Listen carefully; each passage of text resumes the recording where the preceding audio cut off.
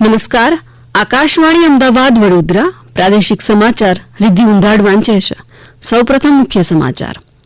મુખ્યમંત્રી ભૂપેન્દ્ર પટેલ આજે અમદાવાદના સાયન્સ સિટી ખાતે મેગા બ્રાહ્મણ બિઝનેસ મીટની ચોથી આવૃત્તિનું ઉદઘાટન કરશે. રાજ્યભરમાં હર્ષોલ્લાસ અને ભક્તિભાવપૂર્વક ધૂળેટીના પર્વની ઉજવણી કરાઈ. આજે 15 માર્ચે વિશ્વ ગ્રાહક અધિકાર દિવસની ઉજવણી કરાશે.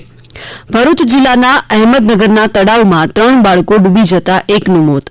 રાજ્યમાં આગામી 2 દિવસ મહત્તમ તાપમાનમાં 2 થી 3 ડિગ્રીનો ઘટાડો થવાની હવામાન વિભાગની આગાહી. સમાચાર વિગતવાર.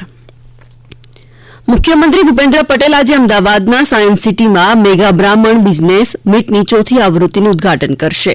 કેન્દ્રીય મંત્રી CR પાટીલ પણ કાર્યક્રમમાં ઉપસ્થિત રહેશે. 17 માર્ચ સુધી યોજાનારી સમિટમાં અંદાજે 2 લાખ લોકો ઉપસ્થિત રહેવાની શક્યતા છે. આ કાર્યક્રમમાં મોટી સંખ્યામાં બ્રાહ્મણ ઉદ્યોગપતિઓ, સાંસ્કૃતિક કલાકારો અને પ્રેરક વક્તાઓ ભાગ લેશે. આ સમિટ દરમિયાન એક ખાસ સંત સંમેલન પણ યોજાશે, જ્યાં બ્રાહ્મણ સમુદાયના કલ્યાણ માટે ઠરાવો પસાર થવાની અપેક્ષા છે. મુખ્ય આયોજક યજ્ઞેશ દવેએ જણાવ્યું કે સમગ્ર કાર્યક્રમ દરમિયાન બ્રાહ્મણ ઉદ્યોગપતિઓ દ્વારા સંચાલિત 200 સ્ટોલ તેમના ઉત્પાદનો અને સેવાઓ પ્રદર્શિત કરશે. આ વખતની બિઝનેસ સમિટમાં લગભગ 200 ઉપરાંત સ્ટોલ્સ છે જે તમામ બ્રાહ્મણ ઉદ્યોગકારોના છે. 600 જેટલા બ્રાહ્મણ ઉદ્યોગકારો આ બિઝનેસ સમિટની અંદર ભાગ લઈ રહ્યા છે, જેમના ધંધાના અને વેપારના પ્રચાર અને પ્રસાર માટે સમાજ દ્વારા એક વિશિષ્ટ આયોજન કરવામાં આવ્યું છે. દરેકને સ્ટેજ આપવામાં આવશે. 3 દિવસની વ્યવસ્થા સમાજ તરફથી સંપૂર્ણ કરવામાં આવી છે. માત્ર ધંધો રોજગાર કરનાર લોકો અને કલાકારો એ જ બ્રાહ્મણ છે. બાકી જે નિમંત્રિત લોકો છે તમામ લોકોને નિમંત્રણ બનાસકાંઠામાં આજે કેન્દ્રીય જળશક્તિ મંત્રી અને ભારતીય જનતા પાર્ટીના પ્રદેશ અધ્યક્ષ CR પાટીલ બનાસકમલમનું ઉદઘાટન કરશે. અમારા બનાસકાંઠાના પ્રતિનિધિ સૌજી ચૌધરી જણાવે છે કે આ પ્રસંગે ભારતીય જનતા પાર્ટીના નેતાઓ, ધારાસભ્યો, પૂર્વ ધારાસભ્ય, જિલ્લા તાલુકા મંડળના આગેવાનો સહિત મોટી સંખ્યામાં કાર્યકર્તાઓ ઉપસ્થિત રહેશે. રાજ્યભરમાં ગઈકાલે પરંપરાગતથી લઈ આધુનિક રીતથી એમ દરેક પ્રકારે ધામધૂમથી ધૂળેટીના પર્વની ઉજવણી કરવામાં આવી. ક્લબ, શેરીઓ અને સોસાયટીઓમાં તેમજ મંદિરથી લઈ અનેક સ્થળે રંગોત્સવની ઉજવણી કરવામાં આવી. ખેડા જિલ્લાના સુપ્રસિદ્ધ યાત્રાધામ ડાકોરમાં ફાગણ ઉત્સવ નિમિત્તે વર્ષો જૂની પરંપરા જાળવી રાખી પૂજા અર્ચના કરવામાં આવી. આ ઉપરાંત ધ્વજારોહણ પણ કરાયું. જિલ્લા કલેક્ટર અમિત પ્રકાશ યાદવ અને અમદાવાદ રેન્જ આઈજી વિધિ ચૌધરી વહેલી સવારે 4 કલાકે મંગળા આરતીમાં સહભાગી થયા હતા અને જન કલ્યાણ માટે ભગવાન રણછોડરાયજીને પ્રાર્થના કરી હતી. બીજી તરફ અરવલ્લી જિલ્લાના યાત્રાધામ શામળાજી ખાતે ધૂળેટીના પર્વની ઉજવણી કરવામાં આવી. ભગવાન શામળિયાને શ્વેત વાઘા પહેરાવવામાં આવ્યા. આ અંગે મંદિરના પૂજારી પરેશભાઈએ વધુ માહિતી આપી. હોલિકાનો મનોરથ છે એક પ્રકારનો, પણ એમાં એવું કે અધર્મ ઉપર ધર્મની વિજય એ નિમિત્તે જે હોળીનું પાવન પર્વ દિવસે ભગવાન શામળાજીને સુંદર પ્રકારના વિવિધ રંગો દ્વારા ભગવાનને હોળી રમાડવામાં આવે છે. સાથે ભક્તો પણ હોળી રમી ધન્યતા અનુભવે છે. જ્યારે પ્રહલાદનો ઉદ્ધાર થયો, પ્રહલાદ બચ્યો ને એના સુંદર ભાવ સ્વરૂપ હોળીનું સુંદર મજાનું મહત્વ છે. પાવન દિવસે શામળાજીમાં લાખો ભક્તોએ દર્શન કરી હોળી રમી અને ધન્યતા અનુભવી છે. હોળી ધૂળેટીના પર્વ નિમિત્તે અનેક પ્રકારની ધાર્મિક અને સામાજિક પરંપરાઓ આજે પણ ગ્રામ્ય વિસ્તારમાં જળવાઈ રહી છે. પાટણ જિલ્લાના રાજપુર ગામમાં ધૂળેટીના પર્વે પરંપરાગત હાથિયા ઉત્સવની ઉજવણી કરવામાં આવી. આ પ્રસંગે શણગારેલા ટ્રેક્ટરમાં હથિયારો કાઢવામાં આવ્યા અને પરંપરાગત રીતે ગામની પ્રદક્ષિણા કરવામાં આવી. આ દરમિયાન મહિલાઓએ હાથિયાના વધામણા કર્યા. છોટાઉદેપુરમાં સરકારી હોળી તરીકે જાણીતી હોળી પ્રગટે છે, જેના બીજા દિવસે ચૂલાનો મેળો યોજાય છે. અંદાજે 105 વર્ષથી યોજાતા મેળામાં છોટાઉદેપુર નગરની તથા આસપાસના ગામડાની પ્રજા મેળાનો આનંદ માણવા ઉમટ્યા હતા. છોટાઉદેપુર જિલ્લાના અમારા પ્રતિનિધિ રાજેશ રાઠવા જણાવે છે કે આ મેળામાં માનતા ફળતા આદિવાસીઓ અંગારા ઉપર ચાલે છે અને બાધા પણ પૂર્ણ કરે છે. આજે 15 માર્ચે વિશ્વ ગ્રાહક અધિકાર દિવસ ઉજવવામાં આવે છે. આ દિવસ એ બધા ગ્રાહકોના મૂળભૂત અધિકારીઓને પ્રોત્સાહન આપવાની અને તે અધિકારીઓને આદર અને સુરક્ષિત રાખવા માટે પ્રોત્સાહિત કરવાની તક છે. વિશ્વ ગ્રાહક અધિકાર દિવસ સૌ પ્રથમ 1983માં મનાવવામાં આવ્યો. આ તારીખ 15 માર્ચ 1962ના રોજ અમેરિકન સંસદમાં પ્રમુખ જોન એફ કેનેડીના સંબોધનની યાદમાં પસંદ કરવામાં આવી, જ્યાં તેઓ ઉપભોક્તા અધિકારોને ઔપચારિક રીતે માન્યતા આપનારા પ્રથમ વિશ્વ નેતા બન્યા હતા. આ વર્ષના વિશ્વ ગ્રાહક અધિકાર દિવસની થીમ છે અ જસ્ટ ટ્રાન્ઝિશન ટુ સસ્ટેનેબલ લાઇફસ્ટાઇલ્સ. આ વિષય તમામ ગ્રાહકો માટે સંતુલિત અને તંદુરસ્ત જીવનશૈલીની પસંદગીનો ઉપલબ્ધ, સુલભ અને વાજબી બનાવવાની તાતી જરૂરિયાતને પ્રતિબિંબિત કરે છે. કેન્દ્ર સરકારના ગ્રાહક બાબતોના વિભાગે ગ્રાહકોને સશક્ત બનાવવા, ફરિયાદ નિવારણ વ્યવસ્થાને મજબૂત કરવા તથા પારદર્શક અને વાજબી બજારને સુનિશ્ચિત કરવા માટે કેટલીક નવી પહેલો અને નીતિઓ પ્રસ્તુત કરી છે. વર્ષ 2024માં મુખ્ય વિકાસમાં ઈ કોમર્સ નિયમોમાં સુધારો, ડિજીટલ ગ્રાહક સુરક્ષા, ઉત્પાદન સલામતી ધોરણો અને ટકાઉ વપરાશની પહેલનો સમાવેશ થાય છે.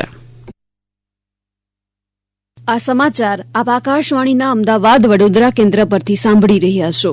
આ સમાચાર આપ અમારી YouTube channel AIR news Gujarat પર પણ સાંભળી શકો છો. વધુ સમાચાર માટે આપ અમારી વેબસાઇટ newsonair.gov.in/gujarati અને અમારા એક્સ હેન્ડલ AIR_news_ ને ફોલો કરશો. ભરૂચ જિલ્લાના નંદેલાવ અને રહાડપુર વચ્ચે આવેલા અહેમદનગર પાસેના તળાવમાં 3 બાળકો ડૂબી જતા એકનું મોત થયું છે.